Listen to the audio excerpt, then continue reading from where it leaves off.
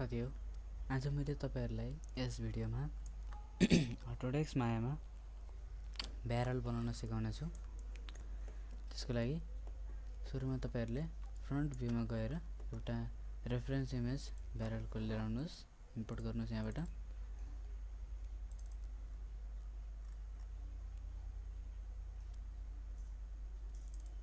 एउटा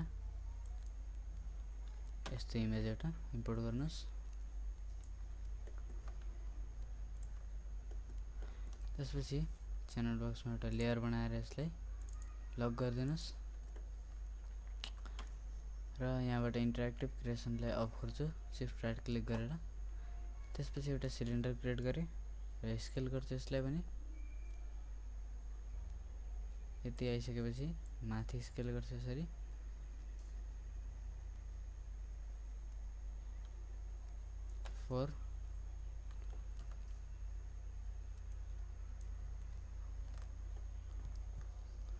त्यसपछि shift right click गरेर इन्सर्ट एज लुप राख्दिनुस्। एउटा यहाँ सेन्टरमा राख्नुपर्छ, एउटा यहाँ राख्दिन्छु, एउटा यहाँ राख्छु। अनि कन्ट्रोल जेड गर्छु र एउटा यहाँ राख्दिन्छु। अब भर्टेक्स मोडमा गएर हरेक भर्टेक्सलाई स्केलिङ टुलले सेन्टरबाट स्केल गर्छु। सेलेक्ट गर्दै यसरी सेलेक्ट गर्दै स्केल गर्दै गर्छु यहाँबाट।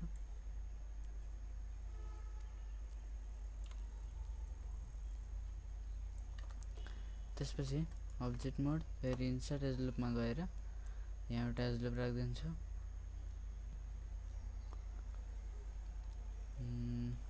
त्यसपछि अब्जेक्ट मोडमा गएर पर्सपेक्टिभमा गए 5 प्रेस गरेको छु। ब्यारलको यति पार्ट बन्यो हाम्रो। त्यसपछि अब हामीले फेस मोडमा गएर यो फेसलाई एकपटक सिलेक्ट गर्छु, शिफ्ट यो फेसलाई डबल क्लिक गर्छु, shift right click duplicate face अलिकति बाहिर लिएर आउँछु यसलाई। अझै अलिकति बाहिर लिएर आउँछु र अब्जेक्ट मोड। अब यो पार्टलाई सिलेक्ट गरेर एक्सट्रुड गर्छु भित्र। यसरी भित्र एक्सट्रुड गरिसकेपछि यसलाई यहाँबाट लाइटिङमा टु साइडेड लाइट गर्छु। अब्जेक्ट मोड अब्जेक्ट मोडमा गइसकेपछि यसलाई सिलेक्ट मुभ टुल लिन्छु, शिफ्ट प्रेस गरेर एउटा माथि लिएर आउँछु। यति माथि ल्याइसकेपछि स्केलिङ टुलले सेन्टरबाट स्केल गर्छु जबसम्म यो हाम्रो फिट हुँदैन। फ्रन्ट भ्यू 4 र भर्टेक्स मोडमा गएर तलको भर्टेक्सलाई सिलेक्ट गरेर स्केल गरे। अब 5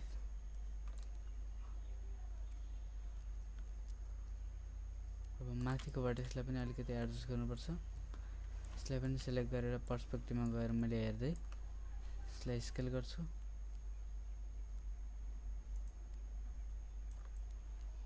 अब्जेक्ट मोड अब चाहिँ दुईटालाई सेम सिलेक्ट गरेर मुभ टुलले तल डुप्लिकेट लिएर आउँछु। यहाँबाट select wire frame unselect on गर्छु र यसलाई मुभ टुलले यहाँ ल्याएर राख्छु। 4 पनि प्रेस गरिदिन्छु। अब भर्टेक्स मोडमा गएर तलको भर्टेक्सलाई सिलेक्ट गरेर स्केलिङ टुलले सेन्टरबाट स्केल माथिकोलाई यसरी सिलेक्ट गर्छु। फेरि स्केल यसलाई पनि फेरि यताको तलकोलाई सिलेक्ट गर्छु, स्केल गरे माथिकोलाई सिलेक्ट स्केल। अब पर्सपेक्टिभमा गएर पनि हामीले हेर्नुपर्छ। यसरी हेर्छु, अलिकति स्केल गर्नुपर्छ भित्र। यसलाई पनि स्केल गरिदिइहालेँ। फ्रन्ट भ्यू तलको सिलेक्ट गर्छु, पर्सपेक्टिभमा गएर तलबाट हेरेर स्केल गरिदिन्छु। यो ठिकै छ। फ्रन्ट भ्यूमा माथिको सिलेक्ट अलिकति स्केल गर्नुपर्छ भित्र। फ्रन्ट भ्यू तलको सिलेक्ट स्केल भित्र त्यसपछि अब्जेक्ट मोड कन्ट्रोल एस र यसलाई मैले यहाँ ब्यारल लेखेर सेभ गर्छु फ्रन्ट भ्यू र 4 प्रेस गर्छु र हाम्रो ब्यारलको यति पार्ट सकिएपछि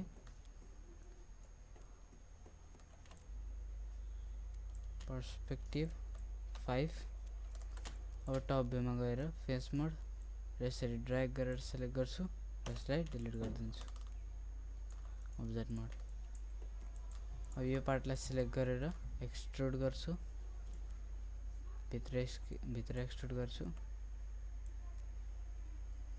जहिले पनि यो ब्लू कलरकोले गर्नु होला है भित्र स्केल गर्दाखेरि र अब्जेक्ट मोड कन्ट्रोल एस त्यसपछि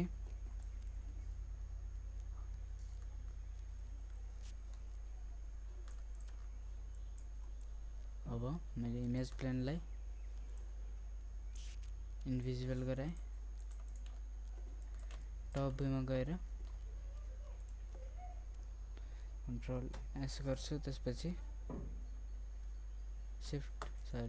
बाहिर क्लिक गरेर शिफ्ट राइट क्लिक एउटा सिलिन्डर क्रिएट गर्छु पहिले यसलाई डिलिट गर्छु shift right click interactive creation on र यसलाई एउटा सिलिन्डर क्रिएट गर्छु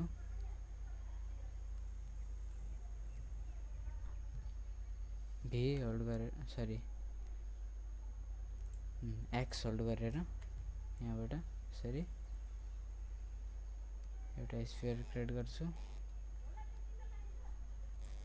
अलिकति मात्र थिकनेस दिएर पर्सपेक्टिभमा गए मुभ टुल माथि स्केल दिए अलिकति स्केल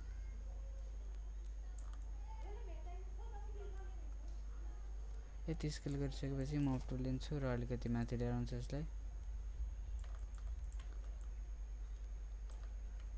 सबैलाई सिलेक्ट मुभ टुलले माथि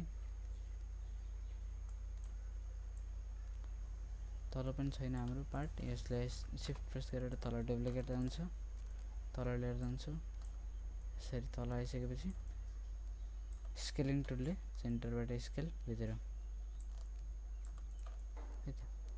त्यसपछि अब कन्ट्रोल एस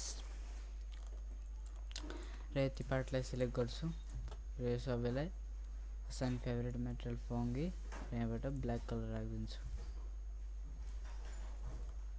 सेलेक्ट स्ले अफ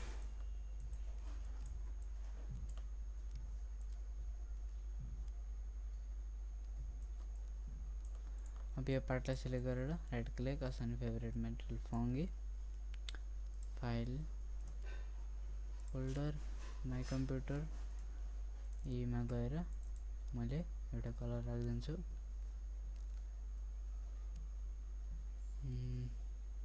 ब्यारलमै छ यहाँबाट एउटा कलर चुज गर्छु यही कलर राखिदिन्छु र 6 प्रेस गर्छु अब यहाँबाट अलिकति सानो बनाएर हेर्छु टेक्सचरलाई 5 यसलाई चाहिँ मैले 10 राख्छु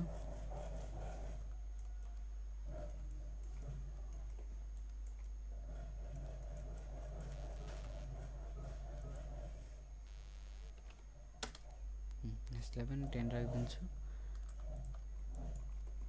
अब माथिको भित्रको यो पार्टलाई पनि सेम कलर राखिदिन्छु right click assign favourite material फङ्गी फाइल फोल्डर माई कम्प्युटर यीमा छ मेरो कलर ब्यारल यसलाई राखिदिन्छु र यसलाई हामीले फेरि सानो बनाउनु पर्छ 5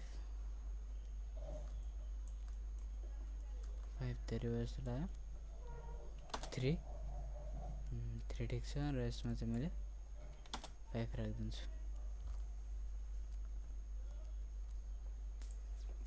र अब देख्न सक्नुहुन्छ हाम्रो ब्यारल बनेर रेडी भएको छ यो सबैलाई सिलेक्ट गरेर एकपटक मैले रिफ्रेस गर्छु स्मुथ गरेर हेर्छु स्मुथ गरेर ठिकै छ सबैलाई सिलेक्ट 1 र अब सबैलाई सिलेक्ट इन्सर्ट एज लुप र यहाँ हरेक पार्टमा मैले इन्सर्ट एज लुप राख्दै जान्छु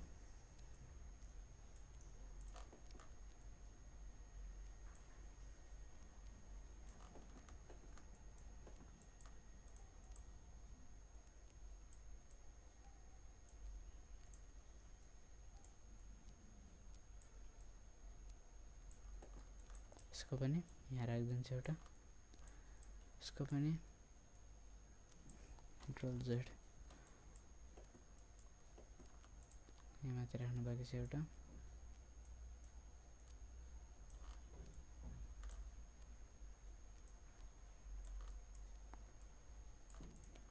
यतिमै मैले अब सबैलाई फेरि एकपटक रिफ्रेस गरेर हेर्छु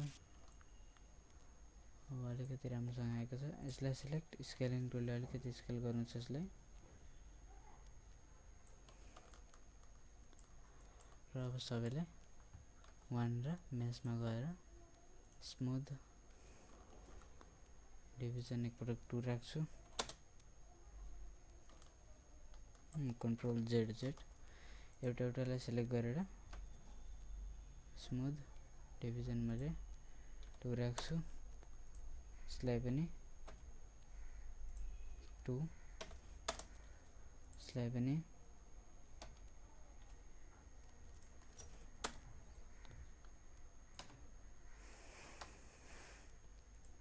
सबैलाई मैले 2 राखेको छु आफ्नै मर्जी हेर्न सक्नुहुन्छ तपाईहरुले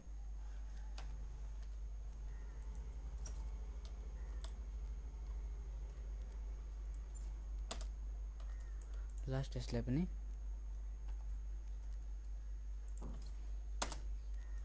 राख्दिए त्यसपछि यसलाई कन्ट्रोल एस गरेर सेभ गरिदिए र आजको यो भिडियो तपाईहरुलाई मन परेमा लाइक शेयर कमेन्ट सब्स्क्राइब गर्न नभुल्नु होला टेक्सचर तपाईले आफैले राख्न सक्नुहुन्छ प्यारलमा